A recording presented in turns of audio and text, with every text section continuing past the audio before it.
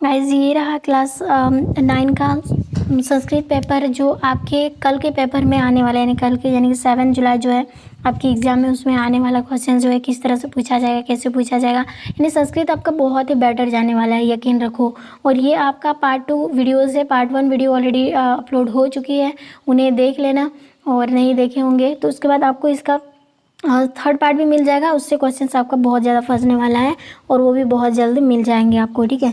अगर आप चैनल पर नए हो तो चैनल को सब्सक्राइब करना है, क्योंकि आपके सेशन जो है 2022-23 के लिए भी, यानी कि क्लास 10 के लिए भी आपको वीडियोस इसी चैनल पर मिलने वाले हैं।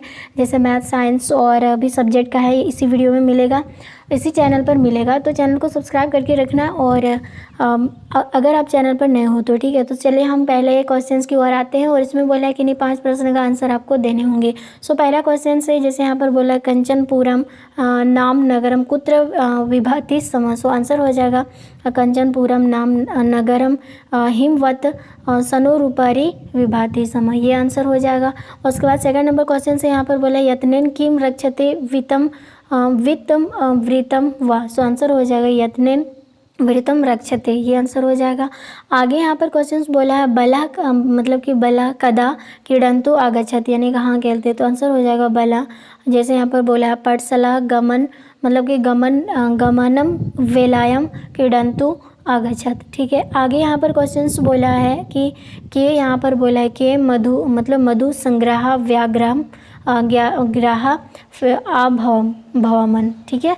तो आंसर हो जाएगा कि मधुकरा, ठीक है। मधुकरा मधु संग्रह व्याघ्र अभवनम, ठीक है, अभवन हो जाएगा। उसके बाद आगे यहाँ पर बोला 5 नंबर में बोला कस्य मनोरथ भग्न अभावत। सो आंसर हो जाएगा यहाँ पर बालकस्य कस्य मनोरथ भग्न अभावत।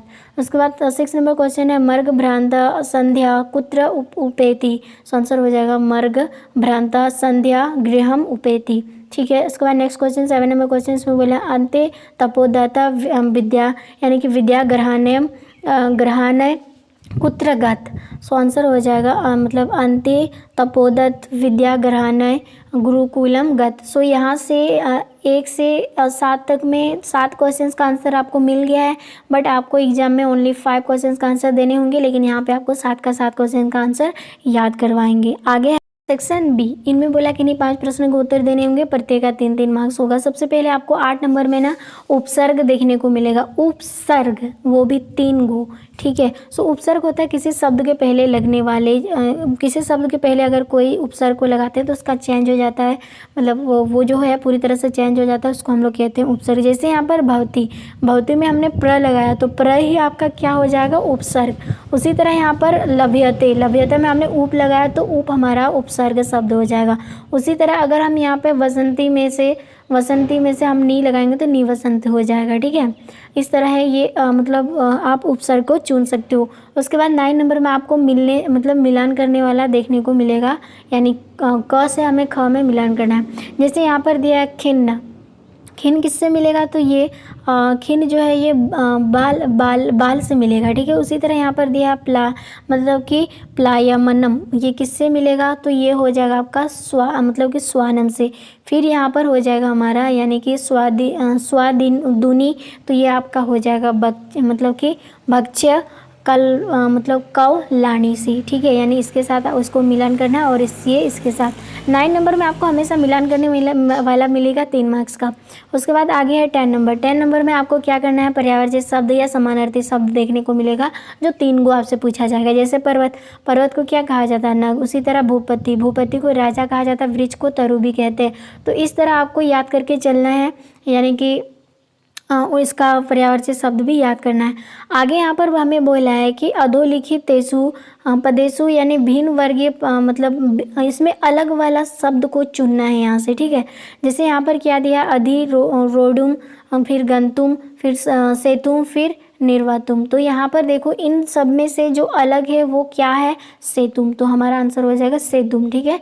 उसके बाद यहाँ पर बोला है निस्वस्य चिंतम मतलब जैसे यहाँ पर दिया विमृश्य, फिर उपेत्य। सो आंसर हो जाएगा यहाँ पर चिंतम, यानी चिंतम जो है ये इन सबसे अलग है। सो हमारा आंसर हो जाएगा 2 नंबर में चिंतम। तीसरा नंबर है यहाँ पर बोला विश्वसिमि, पश्यामि और यहाँ पर दिया है करिष्यामि और अभिलषामि। सो आंसर इसका हो जाएगा कौन सबसे अलग है, तो करिष्यामि यानी करिष्यामि इन सबसे अलग है। उसके बाद आता है 12 नंबर क्वेश्चन। 12 नंबर क्वेश्चन हमेशा आपको क्वेश्चन बनाने के लिए बोला जाएगा जिसको रेखांकित किया गया है, यानी इसमें रेखांकित किया गया है तो यही आपको क्या करना है, इसी का क्वेश्चन बनाना है। सो जैसे यहाँ पर दिया है वृक्षा फलम न खादन्ति, यानी वृक्ष जो है अपना फल नहीं खाता है, तो इसका क्वेश्चन किस तरह बनेगा, तो के फल न खादन्ति यानी कौन फल नहीं खाता, तो आंसर हो जाएगा वृक्ष।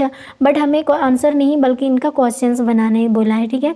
आगे यहाँ पर बोला है जैसे 2 नंबर में खलानम मैत्री जैसे यहाँ पर दिया मतलब कि आरंभ गुरवी भवती। सो इसका आंसर हो जाएगा कि कैंसा मैत्री आरंभ मतलब कि आरंभ गुरवी भवती, ठीक है। उसके बाद 3rd नंबर क्वेश्चन हमें किसके नीचे यहाँ पर जैसे दिया है मतलब कि विद्या ध्यानन मतलब कि ध्यायनन, ठीक है। गुरुकुलम आगच्छत, तो आंसर हो जाएगा मतलब कि तपोदत मतलब किमर्थ गुरुकुलम आगच्छत, ये हो जाएगा। सो इसका क्वेश्चन यहाँ तक हो गया 12 नंबर का। उसके बाद आते हैं 30 नंबर क्वेश्चन बोला है निर्देश अनुसार परिवर्तन करो। तो यहाँ पर पहले दिया है जैसे यहाँ पर दिया है इसका परिवर्तन करना है निर्देश अनुसार, जैसे यहाँ पे बहुवचन में चेंज करना है इसको, ठीक है। तो बहुवचन में आप कैसे चेंज करेंगे इसके, जैसे यहाँ पर आपको आंसर दिख रहा होगा, जैसे यहाँ पर दिया स्वर्था अंधा मानवा अद्य पर्यावरणम नश्यन्ति, ये हो जाएगा।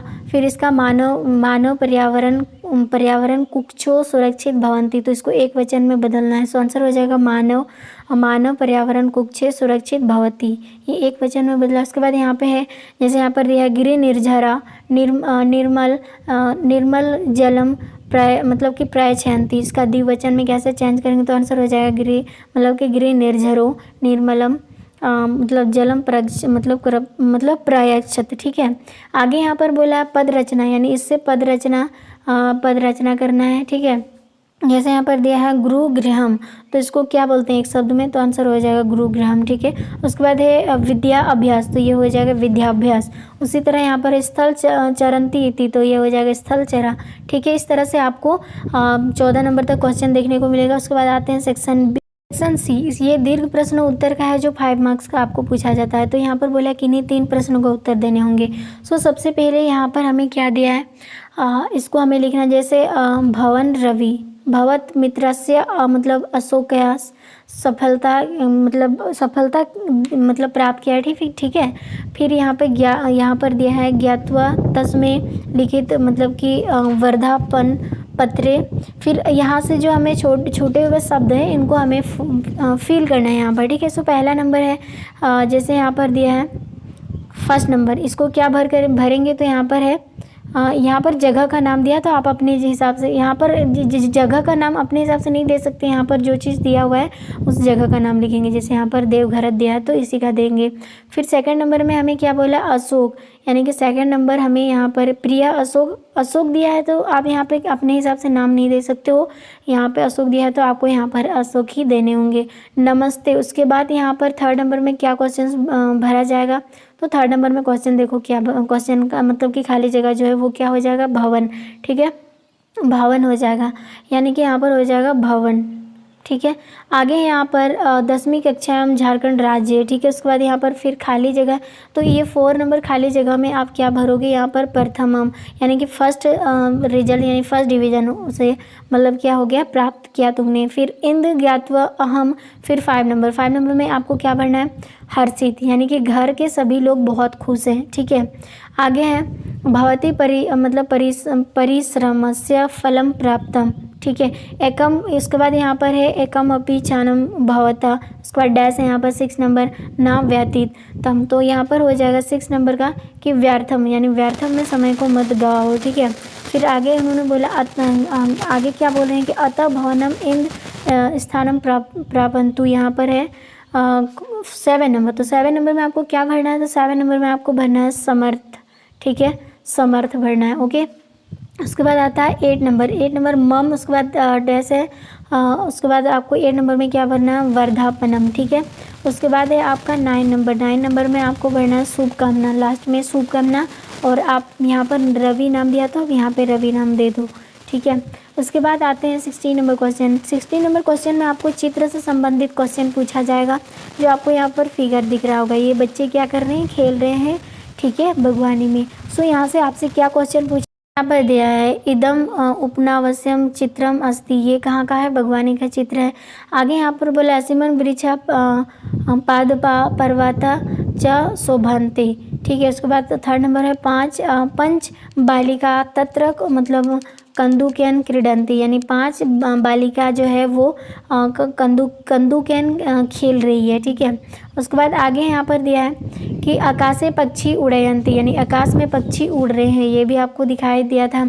आगे है अत्र मतलब कि अत्रत्य परिवेश से सुंदर प्रभावती, मतलब बहुत ही सुंदर चित्र जो है यहाँ पर दिया गया है। आगे यहाँ पर 7 नंबर क्वेश्चन आपको दिया गया है। इसमें ये चीज़ों को देखते हुए आपको शब्द का निर्माण करना है, ठीक है, यानी वाक्य का निर्माण करना है। सो यहाँ पर बोला है सबसे पहले आपको क्या करना है, अहम मतलब प्रातः काल मतलब संप्रापत। उसके बाद है आगे शीतल मंद च भवन, मतलब कि च पवन वहती, यानी कि वहती मतलब पक्षिन कंजूतिन च, ठीक है। आगे है प्रातः काल स्वस्थ प्रद भवति। उसके बाद है आगे यानी कि उद्यानस्य दृश्यानि मनोहरणी सन्ति। उसके बाद है आगे 5 नंबर 16 सर्वत्र बालका वयस्का वृद्धा सर्वे जन्म भरवंती, यानी कि यहाँ पर आपको सुबह सुबह जो टहलने की बात कही गई है, यानी सबसे पहले जल्दी उठना चाहिए सुबह। उसके बाद उठने के बाद आपको शीतल हवा खानी चाहिए सुबह सुबह, जो काफ़ी ज़्यादा आपके लिए लाभदायक होगा। और अगर आप सुबह सुबह टहलते हो तो आपका शरीर भी स्वस्थ रहेगा। उसके बाद यहाँ पर बोला है कि हमें मतलब शुद्ध हवा शुद्ध वायु हमें मिलने के लिए सुबह सुबह टहलना बहुत ज़्यादा ज़रूरी है। और ये सबके लिए ज़रूरी है, चाहे वो बालक हो, चाहे वो मतलब जवान हो यानी कि वयस्क हो, या चाहे वो बूढ़ा बूढ़ी ही क्यों ना हो, यानी कि वृद्धा वृद्धि क्यों ना हो, सबके लिए ज़रूरी है सुबह का टहलना, सबके लिए। उसके बाद 18 नंबर में आपको हिंदी से मतलब हिंदी अर्थ बताना है जो यहाँ पर दिया गया है। तो यहाँ पर देखो ये वाक्य है, ये जो है इसको हमें हिंदी में ट्रांसलेट करना है। सो आंसर हो जाएगा प्रस्तुत श्लोक में जो है प्रिय वचन बोलने का प्रभाव वर्णित है, यानी वक्ता के प्रिय वचन सुनकर श्रोता प्रसन्न होता है, अतः व्यक्ति को कटु और मिथ्या कथन का सर्वथा परित्याग कर प्रिय बोलना चाहिए, ठीक है, ये बात यहाँ पर बताया। और सत्य ही कहा गया है कि मधुर वचन औषधि है, मधुर वचन ही क्या है, दवा है, ठीक है। सो अनमोल वाणी बोलने के पहले भली भांति सोचना चाहिए। अर्थ यह है कि प्रिय वचन यानी वाक्य बोलने से सभी प्राणी संतुष्ट हो जाते हैं, अतः प्रिय वाक्य ही बोलना चाहिए। बोलने में कैसे गरीबी, ठीक है। कवि के कहने का तात्पर्य है कि किसी के मन को अप्रिय बात बोलकर व्यतीत ना करना, मतलब उसे दुख मत पहुंचाना, सबसे प्रेम से बात करना। उसके बाद 9 नंबर क्वेश्चन आपका आएगा, जो पद दिया हुआ रहेगा यहाँ पर अनुच्छेद, और इससे क्वेश्चन का आंसर करना होगा। तो यहाँ पर दिया होगा, आप इन्हें पढ़ लेना, हम क्वेश्चन का आंसर बता रहे हैं। और यहाँ पर बोला है कि एक पद में ही आपको आंसर देने होंगे। जैसे यहाँ पर बोला संस्कृत भाषाया अपरम नाम यानी कि किम अस्ति, तो आंसर हो जाएगा देव भाषा। ये जो है कहाँ से आया, ये एक तरह से देव भाषा है, क्योंकि हम लोग जो भी पूजा पाठ करते हैं सबसे पहले संस्कृत भाषा से ही किया जाता है, ठीक है। आगे यहाँ पर वायु विना किंपि जीवानम रक्षितु न शक्नोति, सो आंसर हो जाएगा प्राणी, मतलब प्राणी नाम, ठीक है। आगे संस्कृत भाषा काश्यम मतलब कहाँ से लिया गया, तो आंसर हो जाएगा जैसे यहाँ पर हमें दिया है कि परदेशी का भाषानम, ठीक है। उसके बाद है काश्य सर्वम सुसनिति मतलब सन्निहितम अस्ति, सो आंसर हो जाएगा संस्कृत भाषायाम, ठीक है। उसके बाद आगे है ये वाक्य को पूरा आंसर लिखना है इस वाक्य का। जैसे यहाँ पर बोला संस्कृत भाषायाम किम किम सुसन्निहितम अस्ति, और दूसरा है मतलब कि अस्यमेव आकस्मिक धर्म अत्र आस्यम इति पंद कस्य, यानी कि पंद कस्य प्रयुक्तम, सो इसका दोनों का आंसर पर देख पा रहे होंगे। संस्कृत भाषायाम मतलब कि मतलब जैसे यहाँ पर दिया अस्माकम मिहिता मतलब मिति मतलब मितिहास मतलब अस्कम भूतम भविष्यम सर्व सो मतलब कि सुहितम अस्ति, ठीक है। आगे यहाँ पर सेकेंड नंबर का क्वेश्चन यहाँ पर जैसे दिया है आस्यम इति पंद संस्कृत भाषाएं प्रयुक्तम, ठीक है। उसके बाद यहाँ पर हमें ये जो अनुच्छेद दिया है इसका मतलब क्या शीर्षक यानी टोपी का नाम क्या होना चाहिए? तो आंसर किसके बारे में बताया जा रहा है यहाँ पर? संस्कृत भाषा के बारे में। सो यहाँ तक था आपका 19 का 19 क्वेश्चन, और 19 का 19 क्वेश्चन का आंसर आपको बता दिया गया है। इनमें से केवल आपको आंसर करना है 13 क्वेश्चन, लेकिन सभी कैटेगरी से देना अनिवार्य है, कंपलसरी है। जैसे सेक्शन ए से भी, सेक्शन बी से भी, सेक्शन सी से भी। सेक्शन ए में 5 को देना है, सेक्शन बी में भी 5 को, एंड सेक्शन सी में आपको 3 प्रश्न का आंसर देने होंगे। तो कुल मिला के 13 प्रश्न का आंसर आपको देने होंगे, तब जाके आपको 40 मार्क्स मिलेगा।